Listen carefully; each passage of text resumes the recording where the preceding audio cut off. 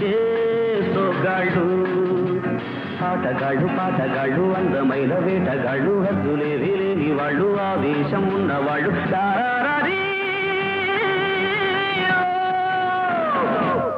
కుర్రాళ్ళు కుర్రాళ్ళు వెర్రెక్కి ఉన్నోళ్ళు, కళ్ళాలే లేనోళ్ళు, కవ్వించే సోగాళ్ళు.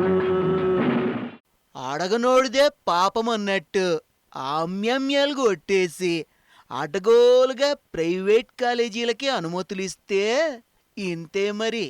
ఇప్పుడు డిమాండ్ పడిపోయి బిచాణా ఎత్తేయాల్సిన పరిస్థితులు వచ్చాయి గనుక ఎలాంటి అనైతిక కార్యాలు మామూలే.